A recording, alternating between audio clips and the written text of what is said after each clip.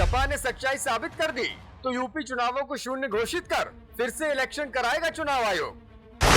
चुनाव आयोग के नोटिस के बाद चुप बैठने के मूड में नहीं है अखिलेश यादव, दिखा दिए तेवर। सपा नेता ने बताई प्लानिंग, पूरी क्षमता और सबूतों के साथ चुनाव आयोग को देंगे जवाब। क्या यूपी में बदलेगा इतिहास? चुनाव के बाद एक्शन मोड में क्यों है चुनाव आयोग? कि लोगों को लड़ना पड़ेगा। अगर लोकतंत्र बचाना है तो कहीं ना कहीं तैयारी करनी पड़ेगी लोकतंत्र बचाने के लिए।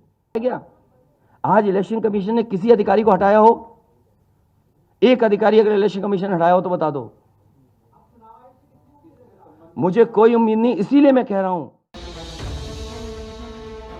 यूपी में धीमे धीमे ही सही, लेकिन आपको खबरों में सुनाई ही दिया होगा कि चुनाव आयोग ने अखिलेश यादव को नोटिस भेज दिया है। विधानसभा चुनावों को लेकर लगाए गए उनके आरोपों पर सबूत मांग लिए हैं। आयोग ने अखिलेश यादव से पूछा है कि बताइए आपने ऐसा क्यों कहा था? अलग अलग विधानसभा सीटों पर यादव और मुस्लिम वोटर्स के नाम मतदाता सूची से काटे जाने का आरोप अखिलेश यादव ने पिछले दिनों लगाया था। उस वक्त भी ये खबर सुर्खियों का सबब बनी थी और कल जब चुनाव आयोग ने अखिलेश यादव को नोटिस भेजा तो यूपी में सियासत की खबरबाजी करने वालों को लगा कि सपा की ओर से कोई सधी प्रतिक्रिया सामने आएगी और बात खत्म हो जाएगी, लेकिन ऐसा नहीं हुआ। सपा ने सीधे सीधे चुनाव आयोग से मुकाबला करने का मन बना लिया है।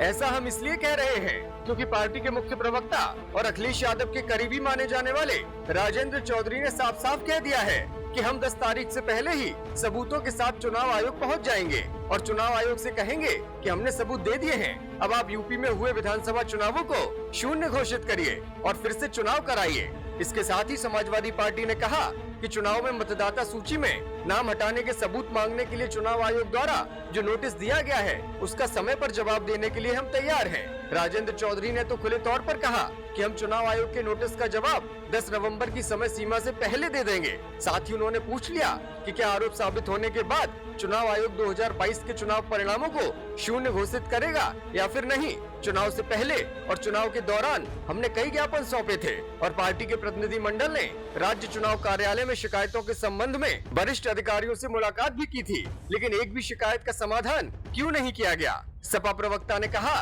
कि आदर्श आचार संहिता समाप्त होने के बाद हमें चुनाव आयोग द्वारा नोटिस भेजा जा रहा है। यह अपने आप में अभूतपूर्व है। चुनाव आयोग को एक और अभूतपूर्व कदम उठाना चाहिए। उसे घोषणा करनी चाहिए कि अगर आरोप सही साबित होते हैं तो वे चुनाव परिणामों को शून्य घोषित कर देगा। सपा का आरोप है कि पार्टी के सामने ऐसे कई उदाहरण आए जहां उम्मीदवारों को दी गई मतदाता सूची और चुनाव अधिकारियों की मतदाता सूची में अंतर था। हालांकि इस मामले को ये कहते हुए खारिज कर दिया गया था कि मतदाता सूची को वितरित करने वाले व्यक्ति ने गैर संशोधित सूचियों का एक बंडल सौंप दिया था।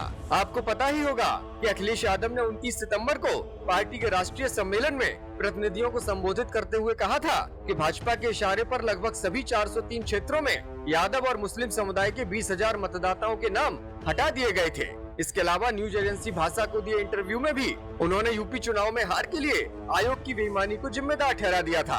आयोग के साथ साथ अखिलेश यादव ने भाजपा को भी बेईमान करार दिया था।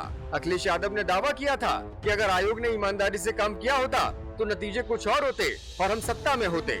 ब्यूरो रिपोर्ट, मीडिया हलचल।